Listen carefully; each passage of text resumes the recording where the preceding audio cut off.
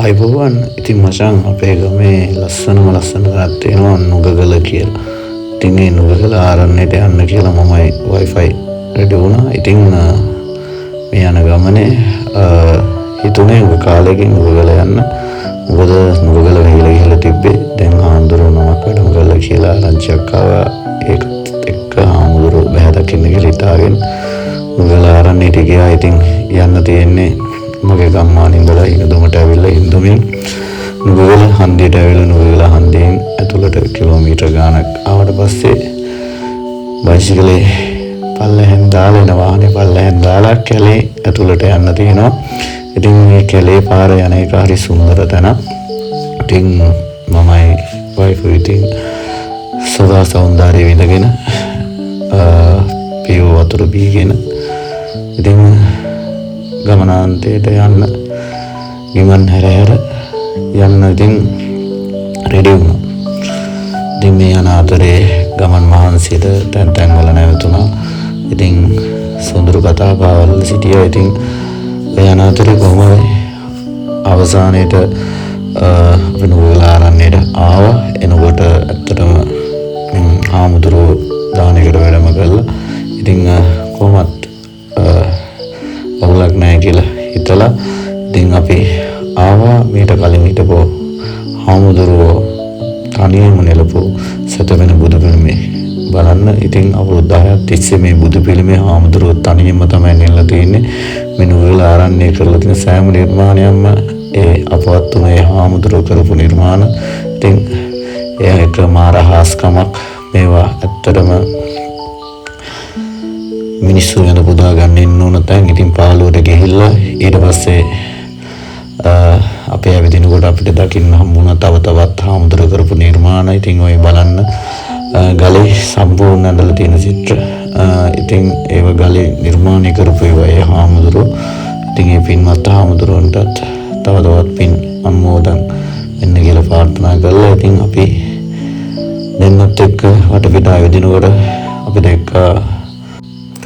දැක්ක මල් ආසන එහෙම අපමිත්‍ර වෙලා මිතුල අපමිත්‍ර වෙලා. ඉතින් අපි දින තීරණය කරා වටපිට තවත් ඇවිදිනකොට මේක පිරිසුදු කරන්න ඕන කියලා. ඉතින් අපි දෙන්න තීරණය කළා ඉවර වෙලා වටපිට බලුවා අවශ්‍ය කරන මොනවද තියෙන්නේ කියලා මේ සඳහා ගන්න උපකරණ.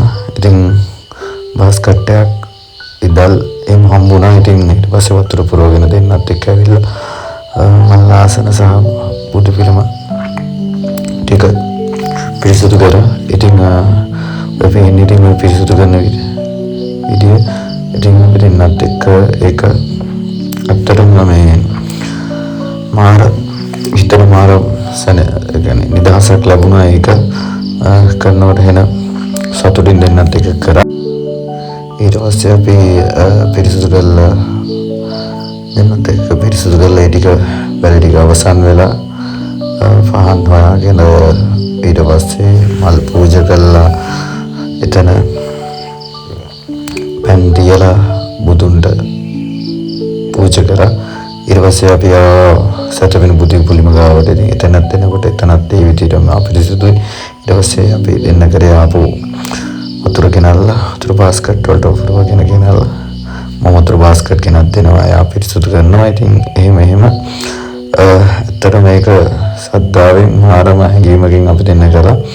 ඉතින් ඔය කරන ඇස්සේ තමයි මම වීඩියෝත් කරන්නේ. ඔන්නෝම පැත්තකින් තියලා මේ මම ගියා ඉදලා කොයන් එන්න. ඉතින් ඊට පස්සේ ඇවිල්ලා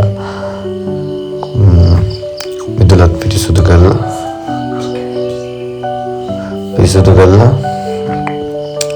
වැඩ ටික කොහොම යනවා. ඉතින් ඇත්තටම මේ මාර සැනසීමෙන් තියෙන තැනක් නුගගල ආරණ්‍ය කියන්නේ. ඇත්තටම ජනකාය පිරෙන්න ඕන තැනක්, සංචාරකයන් පැමිණෙන්න ඕන තැනක්. ඉතින් මේ වගේ ආශ්චර්ය වගේ තියෙන තැන් ඇත්තටම වෙහිලා ගිහිල්ලා මොන හේතුවකින්ද කියලා හිතා ගන්න බෑ.